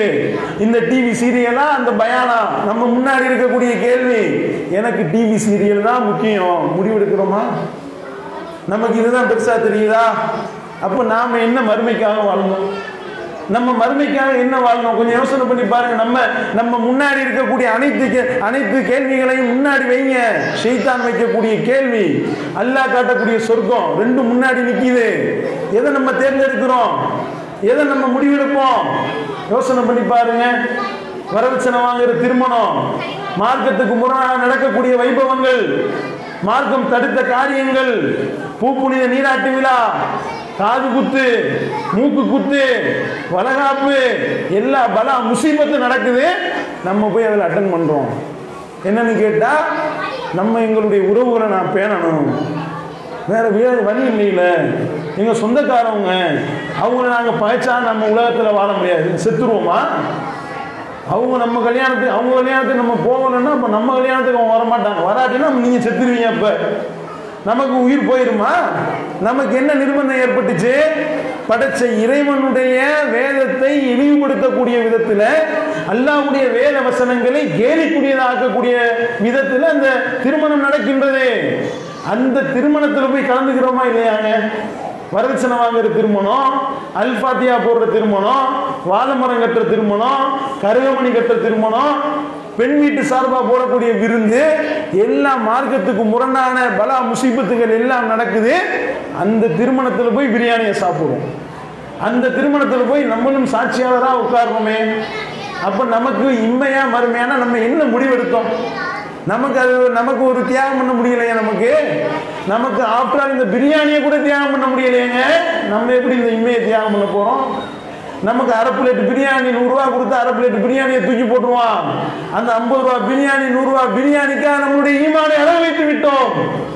அந்த 50 ரூபா பிரியாணிக்காக 100 ரூபா பிரியாணிக்காக நம்மளுடைய இம்மையை மறுமைக்காக அடமானம் வைத்து விட்டு நம்மளுடைய ஈமானை இழக்கக்கூடிய விதத்தில் நம்ம நடந்தோம்னா படைச்ச இறைவன் கேட்க மாட்டான். என்னுடைய பாதையில உசுர உடவா என்று சொல்லி ஒரு சஹாபிய என்னுடைய தூதர் அழைத்த போது, திருமண வாழ்க்கையே வேண்டாம் என்று சொல்லிவிட்டு ஒருவர் வந்தாரே, ஒருவர் உசுர விட்டாரே. உன்னைய போய் அந்த திருமண வாழ்க்கையே தியாகம் பண்ணி சொல்லல, வரதட்சணை வாங்குற திருமணத்தை தியாகம் பண்ணு தான் சொன்னேன். ஏண்டா போன அல்லாஹ் கேட்பானா? அல்லாஹ் கேட்டா நம்ம என்ன பதில் சொல்ல போறோம்? அங்க திருமண வாழ்க்கையே தியாகம் பண்ணிட்டு வந்தாருங்க, அந்த வாழ்க்கையே போச்சுங்க அவருக்கு. அவர் எதிர்பார்த்து எவ்வளவு ஆசையா இருந்திருப்பார், தனக்கு ஒரு பெண் கிடைக்கல, எனக்கு ஒரு மனைவி வந்தா எப்படி இருக்கும் என்று அவருடைய கனவுகள் எப்படி இருந்திருக்கும், அந்த ஜுலைபி ரலியல்லாஹு அன்ஹு அவருடைய கனவு எப்படிப்பட்டதாக இருந்திருக்கும். அவருக்கு இந்த உலகம் பெருசா தெரியல, இந்த உலகம் பெருசு இல்ல, எனக்கு மர்மதான் பெருசு. அல்லாஹ் சொன்னானே, வமை யுரிது ஸவாபத் துன்யா நுஅதிஹி மின்ஹா வமை யுரிது ஸவாபல் ஆখিরা நுஅதிஹி மின்ஹா. எவன் ஒருவன் இந்த உலகத்தை விரும்புறியா, உனக்கு அதுல இருந்து போ. மறுமையை நேசிக்கிறியா, மறுமை வேணுமா, அதுல இருந்து உனக்கு வழங்குவேன். சயஜில்லாஹு ஷாக்கிரீன். அல்லாஹ் நன்றி பாராட்டக்கூடியவர்களுக்கு கூலி வழங்கக்கூடியவனா இருக்கின்றான் என்று அல்லாஹ் சொல்கின்றானே, கண் முன்னாடி பார்க்கிறோமா? அப்ப நாம செய்யக்கூடிய செயல்பாடுகளை அப்படியே ஒப்பிட்டு பாருங்க. எப்படிலாம் நம்ம நடக்கின்றோம், நாம ஒவ்வொரு விஷயத்திலையும் இம்மையை முன்னிறுத்தி எடுத்தோமா, மறுமையை முன்னிறுத்தி எடுத்தோமா, யோசனை பண்ணி பாருங்க. மார்க்கத்துக்கு முன்னான அனைத்து வைபவங்களையும் கலந்துக்கிறோங்க. காது குத்து இஸ்லாத்தில் இருக்கா? மூக்கு குத்து இஸ்லாத்தில் இருக்கின்றதா? பூப்புனித நீராட்டு விழா இஸ்லாத்தில் இருக்கா? தலைக்கு தண்ணி ஊத்துறது என்ற பேர்ல இதுக்கு முன்னாடி தலைக்கு தண்ணி ஊத்துனதே கிடையாதா? வாழ்நாளில் குளிச்சதே இல்லையா? தலைக்கு தண்ணி ஊத்துறது இதுக்கு ஒரு ஃபங்க்ஷன் வச்சு இதுக்கு ஆளுகளை கூட்டிட்டு வந்து தலைக்கு தண்ணியை ஊத்த சொல்லி இது இஸ்லாமா? பிரமத கலாச்சாரம் இல்லையா? எவர் ஒருவர் பிரமத கலாச்சாரத்தை பின்பற்றுகின்றாரோ அவர் அவரை சார்ந்தவர், என்னை சார்ந்தவர் இல்லை. நாங்கள் எல்லாருடைய தூதரவர்கள். அப்ப நம்ம என்ன மறுமைக்காக வாழ்வோம்? இந்த உலகத்துக்காக. அப்ப இந்த உலகம் தான் நமக்கு பெருசு, அல்லாஹ் பெருசு கிடையாது, அல்லாஹ்வுடைய தூதருடைய வழிமுறை பெருசு கிடையாது, மார்க்கம் பெருசு கிடையாது, திருமறை குர்ஆனுடைய போதனை எனக்கு பெருசு கிடையாது. எனக்கு இந்த உலகம் தான் பெருசு. இந்த உலகத்துல நான் இன்பங்களை அனுபவிப்பதற்காக அல்லாஹ் எனக்கு தேவையில்லை, அல்லாஹ்வுடைய தூதர் தேவையில்லை, எனக்கு மார்க்கம் தேவையில்லை, எனக்கு மர்ம தேவையில்லைன்னு தூக்கி வீசணும்னா அல்லாஹ் தூக்கி நம்மள நரகத்துல வீசுவானே. அப்ப யாராவது வந்து நிக்க முடியுமா? فإذا جاءت الساخة يوم يفر المرء من أخيه وأمه وأبيه وصاحبته وبنيه لكل امرئ منهم يومئذ شأن يغنيه. அல்லாஹ் தன்னுடைய திருமறையில சொல்லி காட்டுகின்றான். அபஸ வதவல்லா என்ற அந்த 80வது அத்தியாயத்தை எடுத்து படிச்சு பாருங்க. அந்த மிகப்பெரிய சப்தம் ஏற்படக்கூடிய அந்த நாளிலே மனிதன் விருண்டோடுவான். அந்த சூர் ஊதப்பட்டு மறுமை நாளில் அந்த மஹ்ஷர் மைதானத்தில் மனிதன் விரண்டோடுவான். தன்னுடைய சகோதரனை விட்டு ஓடுவான், தன்னுடைய பெத்த தாயை விட்டு ஓடுவான், தன்னுடைய தந்தையை விட்டு ஓடுவான், தன்னுடைய பிள்ளையை விட்டு ஓடுவான், தன்னுடைய உற்றார் உறவினர் எல்லாரையும் விட்டு ஓடுவான். லிக்குல் இம்ரியின் மின்ஹும் யௌமைதின் ஷஅனுன் யுக்னி. ஒவ்வொருவருக்கும் அவருடைய கவனத்தை ஈர்க்கக்கூடிய ஒரு காரியம் இருக்கும். அல்லாஹ் நமக்கு என்ன தீர்ப்பளிக்க போறானோ, இறைவன் எனக்கு என்ன தீர்ப்பு சொல்ல போறானோ, இறைவன் என்னை நரகன்னு சொல்லுவானா, எனக்கு சொர்க்கம்னு சொல்லுவானோ தெரியலையே, என்னுடைய நல்லறங்கள் எவ்வளவு நான் செஞ்சேன்னு தெரியலையே, அல்லாஹ் எனக்கு என்ன தீர்ப்பளிக்க போறானோ என்று சொல்லி நடுநடுங்கக்கூடிய அந்த நாள்ல யாருக்காக நீங்க மார்க்கத்தை விட்டீர்களோ, யாருக்காக இந்த உலகம் தான் பெருசு என்று முடிவெடுத்தீர்களோ, எவர் உங்களுடைய திருப்தியை பெறுவதற்காக வரதட்சணை வாங்குற திருமணத்தில் போய் திண்டீர்களோ, எவர் உங்களுடைய திருப்பொருத்தத்தை பெறுவதற்காக காது குத்து மூக்கு குத்து வளகாப்பு மார்க்கத்துக்கு முரணான அனைத்து விஷயங்களையும் கலந்து கொண்டீர்களோ, அவங்க வந்து நிற்பாங்களா? அவங்க வந்து உங்களுக்கு சப்போர்ட்டுக்கு நிற்பாங்கன்னு நினைக்கிறீங்களா? கிடையாது. எல்லாம் ஓடிடுவாங்க, உங்களை கூப்பிட்டவர்களே ஓடுவாங்க. வலா யஸலு ஹமீமுன் ஹமீமா. எந்த ஒரு நண்பனும் எந்த ஒரு நண்பனையும் விசாரிக்க முடியாது, விசாரிக்க மாட்டான். வலா யஸலு ஹமீமுன் ஹமீமா யுஃபஜ்ஜிருனஹும் யுபஸ்ஸருனஹும். அவர்களுக்கு எடுத்து காட்டப்படும். யவத்துல் முஜ்ரிமு லவ் யஃப்ததி மின் அஸாபி யௌமிதின் பிபனி வ ஸாஹிபதிஹி வ அஹி வ ஃபஸீலதிஹி அல்லதி துவி வ மன் ஃபில் அர்தி ஜமீஆ சும்ம யுன்ஜி. அந்த வேதனைய அந்த குற்றவாளி காட்டும் நாள்ல நரகம் தான் முடிவாயிருச்சு, அல்லாஹ் தீர்ப்பளிச்சிருவான்.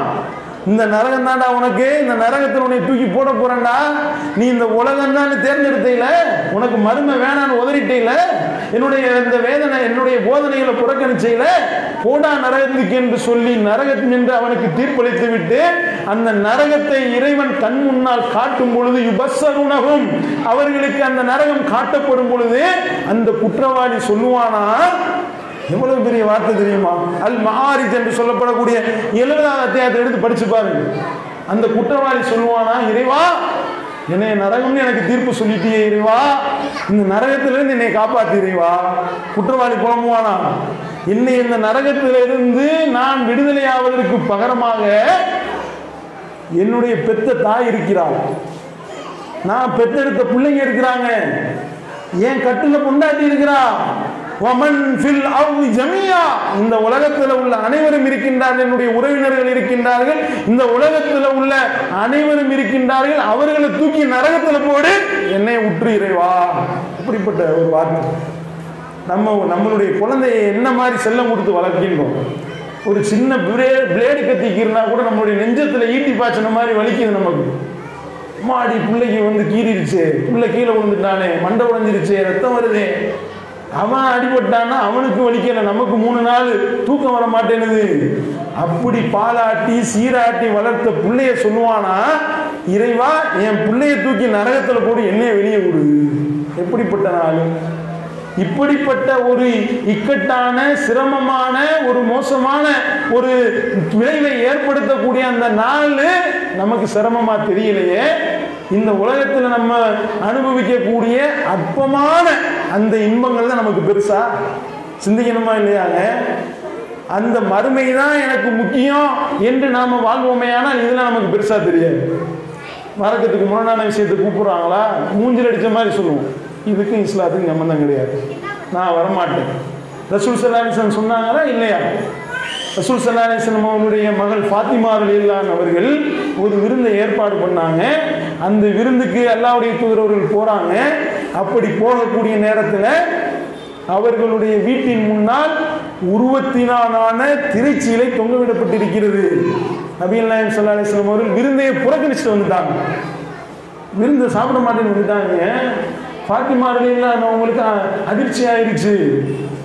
அலி ரலியல்லாஹு அனுப்பி கேட்க விடுறாங்க, வாப்பா ஏன் வாப்பா வந்துட்டு போனீங்க, சாப்பிடாம போனீங்க, ஏன் புறக்கணிச்சுட்டு போனீங்கன்னு கேட்கும் பொழுது அல்லாஹ்வுடைய தூதர் என்ன சொன்னாங்க, இந்த உலகத்துக்கு எனக்கு என்ன இருக்கு, இந்த உலகத்தில் நான் தடுத்த ஒரு விஷயம் தானே அது, ஒரு உருவத்தினான திரைச்சீலை போடக்கூடாது நான் தடுத்திருக்கேன்ல, நான் தடுத்த ஒரு விஷயத்தை நீங்க செஞ்சீங்கன்னா இந்த உலகத்துக்கு எனக்கு என்ன இருக்கு என்று சொன்னோன்னே அதை அப்புறப்படுத்திட்டு அதுக்கப்புறம் விருந்துக்கு அழைத்தார்கள் என்றால் அப்ப எவ்வளவு உறுதிப்பாடு அல்லாஹ்வுடைய தூதர் வெளிப்படுத்தினாங்க. தன்னுடைய மகள் மேல அவ்வளவு அன்பு வச்சாங்க. அன்புலாம் இல்லாம இல்ல. ஃபாத்திமா என்னுடைய உடல், என்னுடைய ஒரு பகுதி, அவளுக்கு யாரேனும் துன்பம் ஏற்படுத்தினால் என்ன துன்புறுத்துற மாதிரி, என் உடல்ல ஒரு இடத்துல குத்துனா எனக்கு வலிக்குமா இல்லையா, அந்த மாதிரி என்னுடைய மகள் ஃபாத்திமாவுக்கு ஏதேனும் ஒரு துன்பம் என்றால் என்னால் தாங்கிக் கொள்ள முடியாது என்று அல்லாஹ்வுடைய தூதர்கள் சொன்னார்களே. அப்படிப்பட்ட பாசம் வைத்திருந்த ஃபாத்திமாருடைய தப்பு பண்ணும்போது அதுக்கு உடனே அணிக்கல். இதுதான் மறுமை தான் என்னுடைய இலக்கு என்பவருடைய நிலைப்பாடு இப்படித்தான் இருக்கும். மார்க்கத்துக்கு முரணா நீங்க செய்றீங்களா, வரமாட்டேன், நிக்க மாட்டேன், இதுக்கு நான் சாட்சியாக நான் வரமாட்டேன் சொல்லணும். அப்படின்றவங்க மறுமையில வெற்றி பெற முடியும். அது அல்லாம நமக்கு இந்த உலக வாழ்க்கை பெருசா தெரிஞ்சு, இந்த உலகத்துல கிடைக்கக்கூடிய அற்ப ஆதாயங்கள் பெருசா தெரிஞ்சு, இந்த உலகத்துல இருக்கக்கூடிய சில சுகங்கள் நமக்கு பெருசா தெரிஞ்சுச்சுன்னா மறுமையில நம்ம ஜெயிக்க முடியாது. பார்க்கிறோம் எந்த அளவிற்கு பேணுதலாக இந்த சஹாபிய பெருமக்கள் இருந்தார்கள். நபிகள் நாயகம் ஸல்லல்லாஹு அலைஹி வஸல்லம் அவர்கள் எந்த அளவிற்கு இறையச்சம் உடையவர்களாக அவர்களை வார்த்தெடுத்தார்கள் என்பதற்கு அடுத்த ஒரு உதாரணம், மிகச்சிறந்த உதாரணம் ஹன்தலா ரலியல்லாஹு அன்ஹு அவர்கள். ஹன்தலா என்று சொல்லப்படக்கூடிய அந்த நபித்தோழர், அவர் இப்படிப்பட்டவர். ரசூல் ஸல்லல்லாஹு அலைஹி வஸல்லம் அவர்கள் அவங்களை தேர்ந்தெடுத்திருந்தாங்க. எப்படி தேர்ந்தெடுத்தாங்க தெரியுமா? வகியை எழுதக்கூடிய எழுத்தர்களில் ஒருவராக தேர்ந்தெடுத்திருந்தார்கள். அந்த அளவிற்கு அவர் ரொம்ப பெர்ஃபெக்டான ஆளாக இருந்தார். அவர் ரசூல் ஸல்லல்லாஹு அலைஹி வஸல்லம் அவர்கள் தேர்வு செஞ்சிருந்தாங்க வகி எழுதுறவரா. அந்த ஹன்லலா சொல்றாரு, ரோட்டில் நின்று சொன்னார், நாஃபகா ஹன்லலா, ஹன்லலா முனாஃபிக் ஆயிட்டான் இருக்கு. ஹன்லலா நான் நயவஞ்சனா போயிட்டேன் அப்படின்னாரு. திடீர்னு நயவஞ்சனா போயிட்டேன்னா என்ன அர்த்தம்? அந்த வழியா அபூபக்கர் ரலியல்லாஹு வர்றாங்க. முஸ்லீம்ல இடம்பெறக்கூடிய ஆதாரபூர்வமான செய்தியை நம்ம பார்க்கின்றோம். அபூபக்கர் ரலியல்லாஹு அந்த வழியா வர்றாங்க. வரும்பொழுது சொல்றாரு, நாஃபகா ஹன்லலா, நான் வந்து முனாஃபிக்கா போயிட்டேன், ஹன்லலா முனாஃபிக் ஆயிட்டான்றாரு. உடனே அபூபக்கர் ரலியல்லாஹு, என்னப்பா நல்லா தானப்பா இருந்தேன், ஏன்பா திடீர்னு முனாஃபிக்ன்ற என்று சொல்லி கேட்கும் பொழுது அபூபக்கர் ரலியல்லாஹு விளக்குறாரு. என்ன விளக்குறாரு? நல்லா கவனிங்க. நாம் வந்து ரசூல் ஸல்லல்லாஹு அலைஹி வஸல்லம் அவருடைய சபையில் இருக்கிறோம். அபூபக்கரை வளர்க்கிறார். அபூபக்கர் அவர்களே, நாம் அல்லாஹ்வுடைய தூதருடைய சபையில் இருக்கிறோம். ரசூல் ஸல்லல்லாஹு அலைஹி வஸல்லம் அவர்கள் சொர்க்கத்தை பற்றி ஆர்வமூட்டுகிறார்கள், நரகத்தை பற்றி எச்சரிக்கை பண்றாங்க. சொர்க்கத்தை பற்றி அல்லாஹ்வுடைய தூதர்கள் ஆர்வமூட்டும் பொழுது சொர்க்கத்தை நம்ம கண்ணால பார்க்குற மாதிரி நம்ம உணர்றோம். அந்த அளவுக்கு ஈமான், இறையச்சம் மேலோங்கு. நரகத்தை பற்றி அல்லாஹ்வுடைய தூதர்கள் எச்சரிக்கை செய்கின்றார்கள். அந்த நரகத்தை கண்ணு முன்னாடி பார்க்குற மாதிரி பய உணர்வு ஏற்படுது. அல்லாஹ்வுடைய பயம் இருக்கா? இப்போ நம்ம என்ன செய்கிறோம்? இது ஒரு நிலை, நம்முடைய ஒரு நிலை. இப்படியே அல்லாஹ்வுடைய தூதரை விட்டு வெளியே வர்றோம். வெளியே வந்தால் நம்ம வியாபாரத்தில் ஈடுபடுறோம்.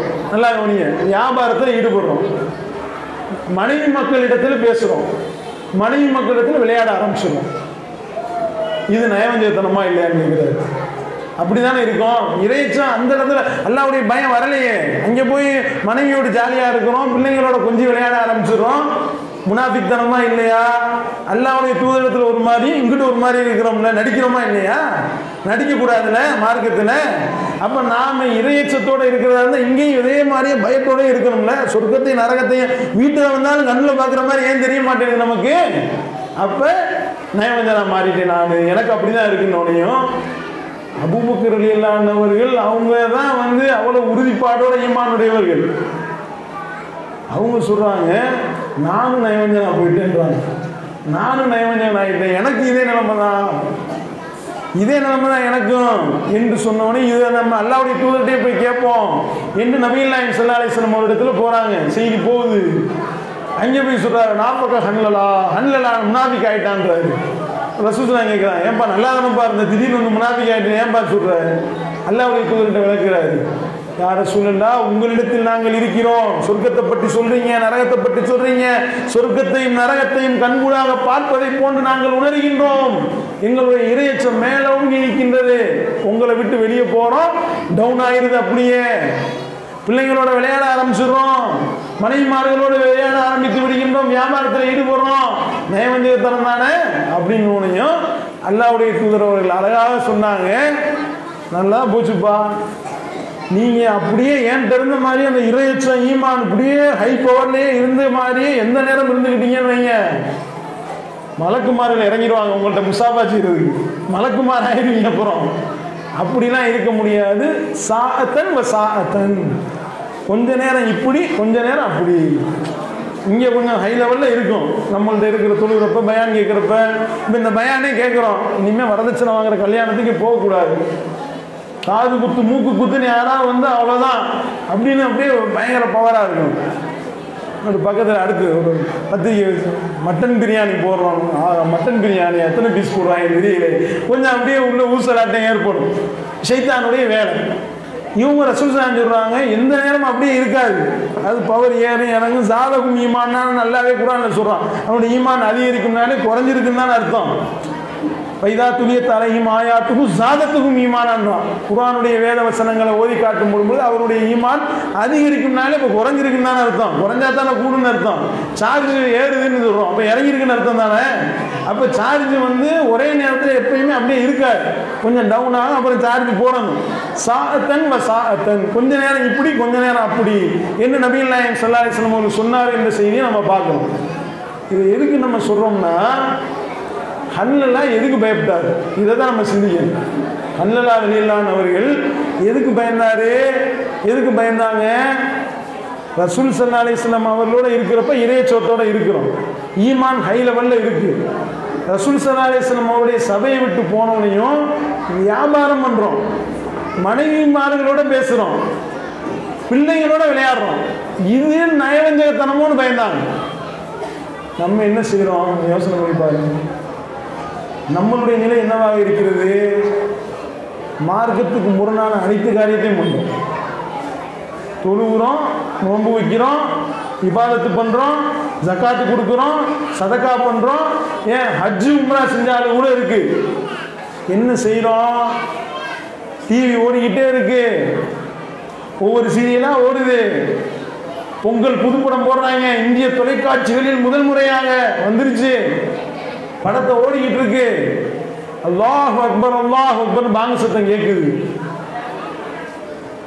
தொழுகட்டாயம் வருது, என்ன செய்யறது? சேர்த்து தொழுகுறோம், தள்ளு, படம் போயிரும்ல. நயவஞ்சகத்தனமா இல்லையா? உண்மையிலேயே நயவஞ்சகத்தனம் தானாங்க இது. அவர் எதுக்கு பயந்தாரு? வியாபாரம் பண்றது நயவஞ்சகத்தனம்னு பயந்தார். வியாபாரம் ஹலால், மனைவிடத்தில் பேசுவது ஹலால், மனைவிடத்தில் சிரித்து பேசுவது ஹலால், தன்னுடைய பிள்ளைகளை கொஞ்சுவது ஹலால். ஹலாலான ஒரு வேலையை செய்யும் பொழுது ஈமான் ஹை பவர்ல இல்லை. நான் நயவஞ்சகன் ஆகிட்டேனோ என்று பயந்த அந்த சஹாபா பெருமக்கள் எங்க நம்ம ஓடிக்கிட்டு இருக்கும்போது சில பேணுதல் உள்ளாருக்கு என்ன பண்ணுவாங்க தெரியுமில்ல? படம் போடுவாங்களா, கரெக்டாக அந்த விளம்பர இடைவெளி போடுவாங்க பாருங்க. அப்போ கரெக்டாக டக்கு நம்ம திட்டும் டக்கு டக்கு டக்கு டக்கு டக்குன்னு 2-4 ரக்காயத்தை முடிச்சுட்டு சலாம் கொடுத்துட்டு படக்குன்னு ரிமோட்டை ஆன் பண்ணி விடுறது. இந்த தொழுகை தேவையா? அல்லாஹ் இதை ஏற்றுக்குருவானா? என்னைக்காவது யோசனை பண்ணோமா? நமக்கு இம்மை முக்கியமா? ஒரு படத்தை தியாகம் பண்ண முடியும்னா அப்போ என்னங்க நம்மளுடைய ஈமான்? ஒரு படம் பார்க்கறது தியாகம் பண்ண முடியும், ஒரு சீரியலை தியாகம் பண்ண முடியும். அல்லாஹ்க்கா தூக்கி போடுறேன், போடணுமா இல்லையா? அப்படி போட்டாதானே உண்மையான இறை நம்பிக்கை இருக்குன்னு அர்த்தம்.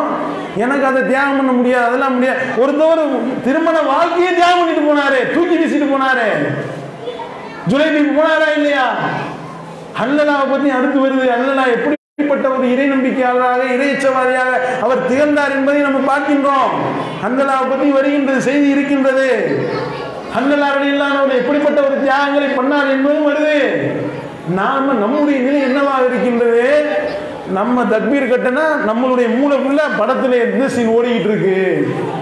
எவனோ ஒருத்தவன வில்லன் வந்து கதாநாயகனை சுடுறதுக்கு துரத்துனானே, செத்தானா இல்லையா, கொண்டுட்டாங்களா இல்லையா, தக்பீர் கட்டிக்கிட்டு அல்ஹம்து சூராலே அது ஞாபகம் வருது. அப்ப நயவஞ்சகத்தனம் தானே இது. முனாஃபிக் தனத்தினுடைய மறுவடிவமாக நம்ம இருந்தோம்னா நம்மளுடைய உள்ளத்துல ஈமான் எப்படி இருக்கும்? ஈமானும் முனாஃபிக் தனம் ஒன்னா இருக்குமா? ஒரே இடத்துல எப்படி குடிகொண்டு இருக்கும்? குஃப்ரு ஈமான் ஒன்னா இருக்காது. நல்ல தண்ணி கெட்ட தண்ணி ரெண்டும் கலந்துருந்தா கெட்ட தண்ணியா மாறிடும். அது எப்படி நல்ல தண்ணியா இருக்கும்? ஒரு பாட்டில் 3/4 பாட்டில் நல்ல தண்ணி, ஒரே ஒரு 2 சொட்டு சாக்கடை தண்ணி உள்ள போயிருச்சு, குடிப்போமா? அல்லாஹ் ஏற்றுக்குருவான்? நம்மளுடைய ஈமானை ஏற்றுக்குருவானா? எல்லாத்துலேயும் கொண்டு போய் நம்மளுடைய குஃப்ரை கலந்து விட்டோமே ஆனால், நம்முடைய நயவஞ்சகத்தனத்தை கலந்து விடுவோமே ஆனால் எப்படி அல்லாஹ் ஏற்றுக்குருவான்? அப்போ நயவஞ்சகத்தனத்தினுடைய வெளிப்பாடாக நம்ம நடந்து கொண்டோமே ஆனால் நல்ல விடத்தில் பதில் சொல்லணும். சுபுகு தொழுகை பல பேர்கிட்ட கேள்விக்குறி இல்லை, எந்திரிக்க முடியலை நமக்கு. காலையில் 5:23 தான் பாங்கு, 5:22 தான் பாங்கு, 5 மணிக்கு நம்மளால எந்திரிக்க முடியல. இவ்வளவு கொரோனா பஞ்சாயத்துல ஸ்கூல் லீவு, அந்த பஞ்சாயத்து இல்லை, எல்லாம் ஃப்ரீ தான். அதுதான் இப்போ நமக்கு பெரிய சைத்தானா இருக்கு. என்னன்னு கேட்டால் உங்களுக்கு கடுமையான வேலை கேட்க சொல்றது. நாங்கள்லாம் ரொம்ப பிஸி, குரானை வாசிக்கிறீங்களாங்க, கடும் பிஸியில் இருக்கோம் நாங்கள். என்னங்க பிஸி? நடிச்சாம 2 மணி வரைக்கும் உட்காந்து போனை நோண்டுறது, அந்த ஃபோனில் சார்ஜ் போடுற வரைக்கும் போன நோண்டுறது. பல பேர் ரொம்ப எக்குமத்தா சார்ஜரை பக்கத்தில் வச்சுக்கிட்டே தூங்குறது. சார்ஜ் ஏறிக்கிட்டு ஒரு பக்கம் இப்படி பார்த்துக்கிட்டே ஒரு பக்கம் சார்ஜ் ஏறிக்கிட்டே இருக்கு. எப்போ அது வெடிச்சு கண்ணுலாம் போக போகுதுன்னு தெரியலை, எப்போ என்னைக்கு அது வெடிச்சு எரிய போகுதுன்னு தெரியலை.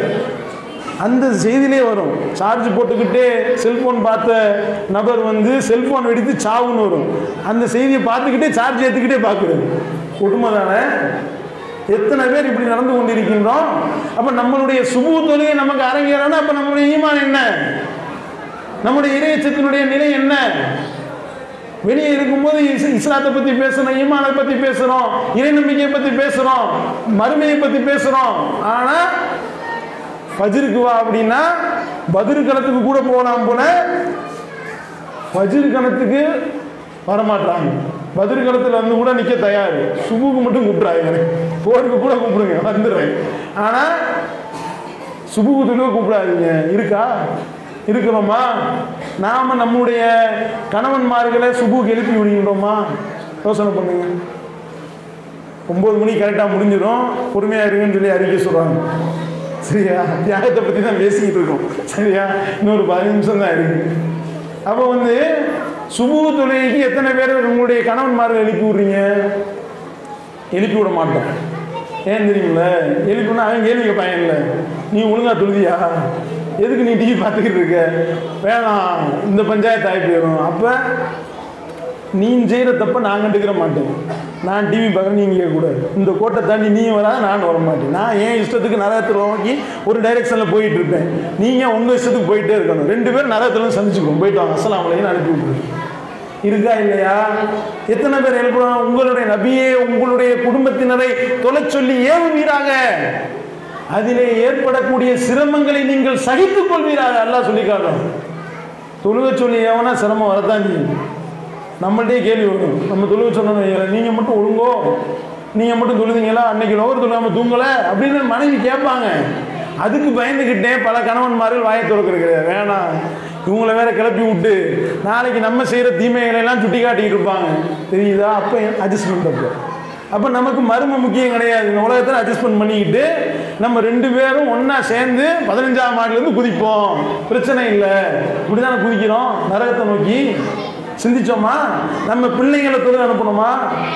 நம்ம பிள்ளைங்களை கரெக்டாக பயிற்சி கொடுத்தோமா? சுபூத்தில் எழுப்பி விட்டோமா? அப்போ நமக்கு என்ன மறுமை, என்ன பெரிய தியாகம் நம்ம பண்ணோம்? கொஞ்சம் யோசனை பண்ணுங்க. இந்த இஸ்லாத்துக்காக, இந்த மறுமைக்காக என்ன தியாகம் பண்ணோம்? ஒவ்வொருத்தவரும் தங்களுடைய நெஞ்சில் கை வச்சு நம்ம ஒவ்வொருத்தவரும் 35 வயசு 40 வயசு 50 வயசு 70 வயசு உட்கார்ந்துருக்கிறோம். இஸ்லாத்துக்காக நான் என்ன தியாகம் பண்ணேன்? உட்கார்ந்து ஒரு டைரி எழுதுங்க. நான் பிறந்ததுலேருந்து இத்தனை இடத்துல அடி வாங்கியிருக்கேன் இஸ்லாத்தை சொல்லி, இத்தனை இடத்துல வெட்டு வாங்கியிருக்கேன், எத்தனை இடத்துல குத்துவேன், ஒன்றும் கிடையாது. இத்தனை வரதட்சணை கல்யாணத்தில் போய் பிரியாணி தின்றுள்ளேன், இந்தந்த இடத்துலலாம் மட்டன் பிரியாணி, இந்த இடத்துல இப்படி தான் எழுத முடியுமே ஒழிய நம்ம செஞ்ச தியாகம் என்ன? சுபுகே நம்மளால் காலையில் தூக்கத்தையே தியாகம் பண்ண முடியலன்னா அப்போ நம்ம என்ன தியாகம்? நம்ம என்ன மறுமைக்காக வாழ்றோம்? நமக்கு சுபுகு தொழிலே நமக்கு கேள்விக்குறியா இருக்கு. 4 வக்து தொழுகிறது தான் நல்லா இருக்கும் பாய், ஒன்று மட்டும் பிரச்சனையா இருக்கு அப்படின்னா அப்போ நம்மளுடைய இறை நம்பிக்கையில் கோளாறு, நம்மளுடைய மறுமை நம்பிக்கை சரியில்லை. சரியா இருந்தால் ஓடிடுவோம்ல, எந்திரிச்சிடுவோம்ல. அப்போ நாம நம்முடைய கணவன்மார்கள் நம்முடைய பிள்ளைகளையும் நீங்கள் கிளப்பி விட்டு பாருங்க, நீங்கள் கரெக்டாக இருப்பீங்க, அவங்களும் கரெக்டாக இருப்பாங்க. ஏன் நீங்கள் போய் சொல்லும் பொழுது அப்போ பஞ்சாயத்து ஆகிடும். அடுத்து நீங்கள் செய்யக்கூடிய தவறுகளை அவங்க சுட்டி காட்ட ஆரம்பிப்பாங்க, அவங்க செய்கிற தவறுகளை நீங்கள் சுட்டி காட்டலாம். அப்படி தான் எல்லாம் சொல்லி காட்டுறான். வல் மூமினூன வல் மூமினாத்து பஅலுஹும் அவுலியாஉ பஅலின் யஅமுருன பில் மஅரூஃப் வ யன்ஹவுன அனில் முன்கர். இறை நம்பிக்கை கொண்ட ஆண்களும் இறை நம்பிக்கை கொண்ட பெண்களும் ஒருவருக்கொருவர் உட்ட நண்பர்களாக இருக்கின்றார்கள். அவர்கள் தங்களுக்கு மத்தியில் நன்மைகளை ஏவிக் கொள்கின்றார்கள், தீமையை தடுத்துக் கொள்கின்றார்கள். இதை எப்போ நம்ம விட்டோமோ அன்னைக்கே நம்ம தொலைஞ்சோம்.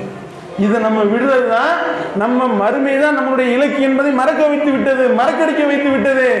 நமக்கு பெருசா தெரியல. இந்த ஹன்லலா என்ன பண்ணா தெரியுமா? இப்படிப்பட்ட ஹன்லலா ரலியல்லாஹு அவ்வளவு பேணுதலா இருந்த ஹன்லலா ரலியல்லாஹு ஒரு அறப்போரில் கலந்து கொள்கின்றார், ஜிஹாது செய்கின்றார், அறப்போரில் வெட்டி கொல்லப்பட்டார், ஷஹீதானார். ரசூல் ஸல்லல்லாஹு அலைஹி வஸல்லம் அவர்கள் பார்க்குறாங்க, அந்த ஹன்லலாவுடைய அந்த ஜனாசாவை பார்க்கின்றார்கள். குளிப்பாட்டப்பட்ட நிலையில கிடக்கிறாரு. ஜனாசா குளிப்பாட்டப்பட்ட நிலையில கிடக்குங்க. ரசூல் ஸல்லல்லாஹு அலைஹி வஸல்லம் அவர்கள் என்ன நிலவரம், எந்த நிலையில இருந்து இவர் இந்த போருக்கு வந்தார் என்று சொல்லி அவருடைய வீட்டில் போய் விசாரிச்சுட்டு வாங்கன்னு அனுப்புறாங்க.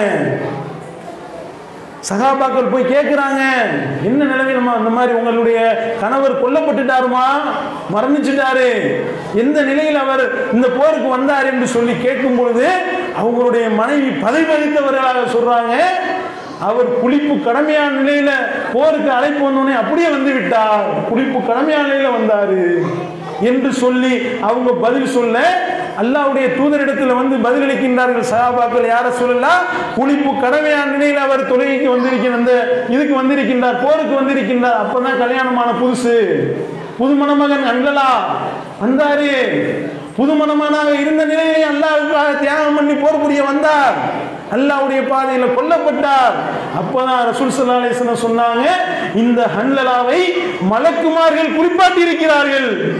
இப்படிப்பட்ட தியாகம் பார்த்தீங்களா? குளிப்பு கடமையான நிலையில் போருக்கு போயிட்டாங்க, நம்ம சுபுவுக்கு வர முடியல. இதுதான் பிரச்சனை. இப்போ என்ன காரணங்கள்லாம் சொல்றோம் தொழுகைக்கு, ஏங்க சுபுக்கு வர மாட்டீங்க, எனக்கு கை குழந்தை இருக்கு, அதுக்கும் சுபுவுக்கு என்ன சம்பந்தம்? எனக்கு வந்து வேலைகள் அதிகமாக இருக்கு, வேலை இருந்ததுனால எதுவுமே செய்யறது இல்லையா, எந்த வேலையுமே பார்க்கறது இல்லையா, எனக்கு வந்து நான் வந்து அதை செய்கிறேன், ஏதாவது ஒரு காரணங்களை சொல்லி தப்பிக்கிறோம். மருமதான் முக்கியம்னா அண்ணலா மாதிரி போருக்கே வர தயாரா இருந்தாங்க. அந்த மாதிரியான தியாகத்துக்கு நம்ம கூப்பிடல.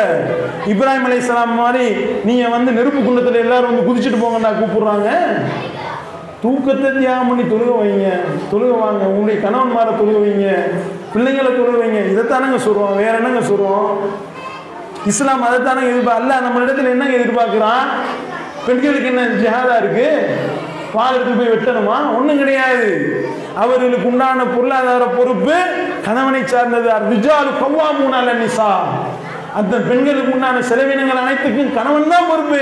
அவன் தான் பொறுப்பாளன். அவன் தான் அவருக்காக செலவிட வேண்டும், அவருடைய குழந்தைக்காக செலவிட வேண்டும். சம்பாதிச்சு கொடுக்கறதுல அவன் பொறுப்பு, நீங்க சம்பாதிக்க தேவையில்லை.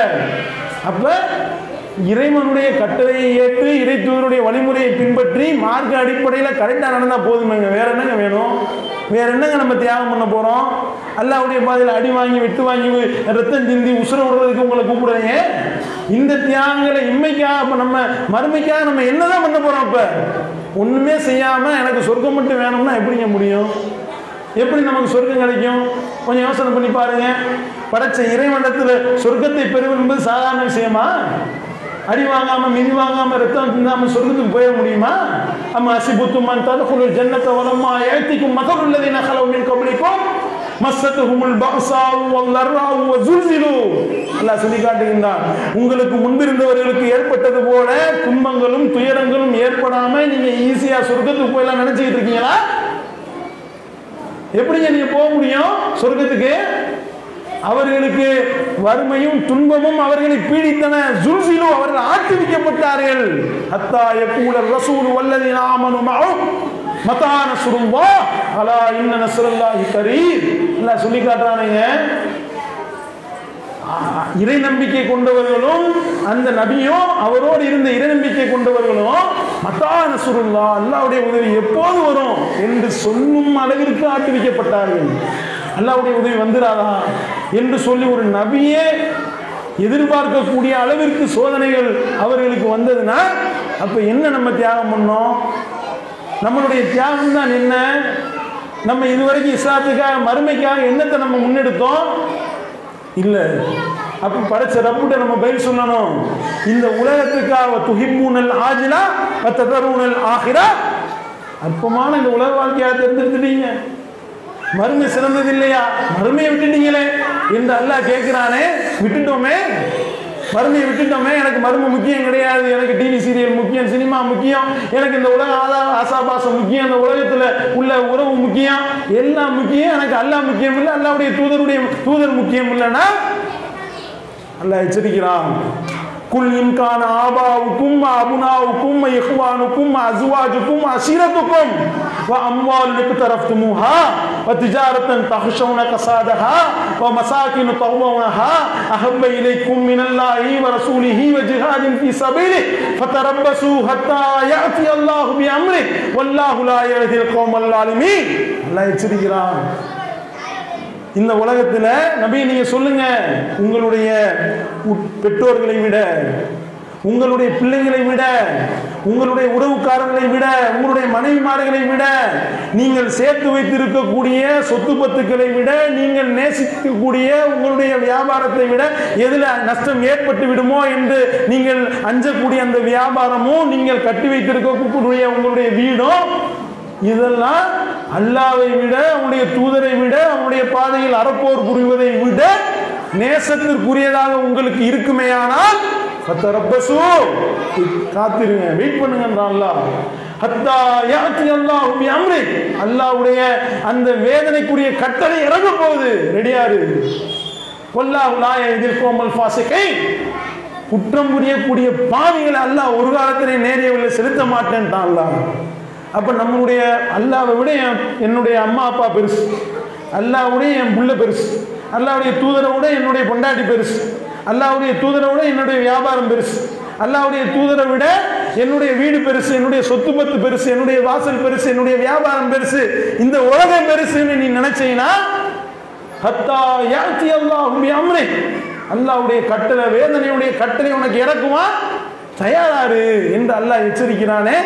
அப்ப அந்த எச்சரிக்கைக்கு என்ன அர்த்தம்? என்ன மாதிரி நம்ம நடக்கின்றோம்? அப்ப நம்ம அந்த எச்சரிக்கைக்கு பயந்தவர்களாக இருந்தோம்னா நம்ம என்ன செஞ்சிருப்போம்? உலகத்தை தேர்ந்தெடுத்திருப்போம். இவ்வளவு நாள் எவ்வளவு போயிருக்கட்டும், எப்படியோ போயிருக்கட்டும், போனது போகட்டும். தௌபா பண்ணிட்டோம்னா அல்லாஹ் ஒரு நிமிஷத்துல எல்லாத்தையும் நன்மையா மாத்திடுவான். அல்லாஹ் இஸ்லாத்தினுடைய சிறப்பு. இவ்வளவு நாள் எவ்வளவோ வரதட்சணை வாங்குற கல்யாணத்துக்கு போயிருப்போம், மார்க்கத்துக்கு முரணான கல்யாணத்துக்கு போயிருப்போம், மார்க்கத்துக்கு முரணான வைபவங்களுக்கு போயிருப்போம், சுபுகு தொழாம தூங்கியிருப்போம், பிள்ளைகளையும் சேர்த்து தூங்க வச்சிருப்போம், கணவன்மார்களை தொலை சொல்லாம ஏமாம இருந்திருப்போம். எல்லாம் போகட்டும், தொலையட்டும். இன்னைக்கு இருந்து மாறுங்க, இந்த நிமிடத்துல இருந்து மாறணும் முடிவெடுங்க. அப்படி நாம முடிவெடுப்போமே ஆனால் அல்லாஹ் நமக்கு எப்படிப்பட்ட ஒரு பரிசை கொடுக்குறான்னு தெரியுமா? இல்லா மன் தாப வ ஆமன வ அமில அமலன் சாலிஹன் ஃபஉலாயிக யுபத்திலுல்லாஹு ஸய்யியாத்திஹிம் ஹஸனா வ கானல்லாஹு அஃபூரர் ரஹீமா. எவர் ஒருவர் திருந்தி ஈமான் கொண்டு நல்லறங்களை செய்கின்றார்களோ அவர்களுடைய பாவ மூட்டைகள் இருக்குல்ல, இவ்வளவு நாள் எவ்வளவு பாவங்கள் அவர்கள் சேமித்து வைத்திருக்கின்றார்களோ, சேர்த்து வைத்திருக்கின்றார்களோ, எது அவர்களை நரக படுகொலில தள்ளக்கூடிய அந்த பாவ மூட்டைகளாக இருக்கின்றனோ, யுபத்திலுல்லாஹு ஸய்யியாத்திஹிம் ஹஸனா, அந்த பாவ மூட்டைகளை அவர்கள் திருந்தியதன் காரணமாக அப்படியே நன்மையா நம்ம மாத்திருவோம்ட்டாங்க. எவ்வளவு பெரிய ஒரு கருணையாளன் அவன். படைச்ச இறைவன் என்பவன் சாதாரண ஆளா? கானல்லாஹு அஃபூரர் ரஹீமா, அல்லாஹ் அஃபூராகவும் ரஹீமாகவும் உங்களுடைய பாவங்களை மன்னிக்க கூடியவனாகவும் ரஹீமாவும் அன்பாளனாகவும் கருணையாளனாகவும் இருக்கிறான். திருந்துங்க. வேணாம் டிவி சீரியல் முசீபத்தை தூக்கி வீசுங்க, சினிமா சீரியல் வேணாம், முசீபத்தை தூக்கி போடுங்க. அந்த முசீபத்தினாலதான் குடும்பமே நாசமா போகுது. எத்தனையோ குடும்ப பெண்கள் ஒழுக்க கேடலாம் போறதுக்கு இதுதான் காரணம். அந்த டிவி சீரியலை வச்சு பார்த்துக்கிட்டு தன்னுடைய பெத்த பிள்ளைய கூட வச்சு உட்கார வச்சு பார்க்குறாங்க, பெத்த தாய் தந்தையை பார்க்குறாங்க. காதல் கலிசடை என்ற பேரில் அங்கே காட்டக்கூடிய காட்சிகளை குடும்பத்தோடு உட்கார்ந்து பார்க்கறதுல அந்த குழந்தைகளுடைய உள்ளத்தில் மனச்சிதைவு ஏற்படுகின்றது. நம்முடைய தாயும் தந்தையும் இது போன்ற அசிங்கமான காட்சிகளை பார்க்குறாங்களே, இந்த மாதிரியாக நம்ம வாழ்க்கையில செயல்பட்டோம்னா அவைகள் நமக்கு, இந்த பெற்றோர் நமக்கு ஹெல்ப் பண்ணுவாங்கன்னு நினைக்கிறாங்க. அந்த குழந்தைங்க நினைக்குது, ஏன் இந்த மாதிரியான கலிசடை வேலையை பார்த்தேன் என்று சொல்லி தரிகட்டு போன பெண்களிடத்துல கவுன்சிலிங் கொடுத்தா அந்த பெண்கள் சொல்லக்கூடிய விஷயம் என்ன தெரியுமா? தாலி கட்டிட்டு ஓடின பொம்பளை, முஸ்லீம் பொம்பளை தாலி கட்டிட்டு ஓடுறாங்க, அவனுக்கு இந்த மார்க்கம் முக்கியமா தெரியல, மறுமை முக்கியமா தெரியல, அல்லாஹ் பெருசு இல்லை, அல்லாஹ்வுடைய தூதர் பெருசு இல்லை, எனக்கு அவன் தான் பெருசு, இந்த நான் முஸ்லிம்ஸ் தான் பெருசு, அவன் முன்ன நான் தாலி கட்டிட்டு போறேன்னு நிற்கிறான். என்னன்னு கூப்பிட்டு கவுன்சிலிங் கேட்டா எங்க வீட்டில் இதைத்தானே பார்த்துக்கிட்டு இருந்தாங்க, இந்த எல்லாத்தையும் ஒன்னா உட்காந்தானே பார்த்தாங்க, எங்க அப்பா அம்மா செய்யாததா, அவங்க எல்லாத்தையும் சேர்த்து பார்த்தாங்க, நான் அதை வாழ்க்கையில் நடைமுறைப்படுத்துறேன்னு அவன் சொல்றாரு. என்ன பதில் சொல்ல போறோம்? நம்மளுடைய பிள்ளைங்க இந்த மாதிரியான மனச்சிதைவுக்கு நம்மளுடைய குடும்பத்தில் உள்ள பிள்ளைகள் மாலாகி இருக்கும். நல்லா விளங்கிக்கிறங்க. இப்ப தெரியாது. தீ பிடிச்சி எரியும் போது தான் எரியுதுன்னு கத்துவோம். எரியறதுக்கு முன்னாடி பெட்ரோல் ஊற்றும் போதே வாடையை வச்சு கண்டுபிடிக்கணும். கேஸ் ஸ்மெல் வரும்போதே கேஸ் அமர்த்திட்டு படக்குன்னு எல்லா கதவையும் திறந்து விட்டணும். இப்பயே கேபிள் லைனை பிடுங்கி விட்டணும். இல்லை அப்படின்னா நாம நம்முடைய பிள்ளைங்களுக்கு செல்போனை கொடுத்து, நெட்டு போட்டு கொடுத்து, தனி ரூம் கொடுத்து, அங்கே லேப்டாப்பை கொடுத்து என்ன வேணாலும் பண்ணிக்கோ என்ன அனுப்பினால் நாளைக்கு நீங்க நடுத்தருவில் நிற்பீங்க. விளங்கிக்கிறங்க. அப்ப இந்த மாதிரியான பலா முசிபத்தை இன்றோடு ஒழிச்சு கட்ட எனக்கு மறுமை தான் முக்கியம், எனக்கு மறுமை தான் என்னுடைய இலக்கு, எனக்கு சொர்க்கம் தான் என்னுடைய இலக்கு, இந்த உலகத்தில் இருக்கக்கூடிய அற்ப ஆசா பாசங்கள் எதுவும் எனக்கு தேவையில்லை, தூக்கி வீசுங்க. அல்லாஹ் அருள் செய்வான், அல்லாஹ் அரியாபுரத்திலிருந்து அருள் செய்வான். அப்படி நாம மறுமைக்காக வாழக்கூடியவர்களாக, மறுமையை நேசிக்கக்கூடியவர்களாக இந்த உலகத்தை இது எப்படி அல்லாஹ் சொல்லி காட்டினான், உமல் ஹயாத்தின் துன்யா இல்லா மதாஉல் குரூர், இது வெறும் கவர்ச்சி, வேணாம் அந்த கவர்ச்சியில நீங்க ஏமாந்துடாதீங்க. நல்லா சொல்றானோ அந்த கவர்ச்சியை விட்டொழித்து விட்டு வல் ஆகிரத்து கைரும் அபுகா, அந்த மறுமைதான் நிலையானதும் சிறந்ததுமாக இருக்கின்றது என்று அல்லாஹ் சொல்றானே, அந்த மறுமையை நோக்கி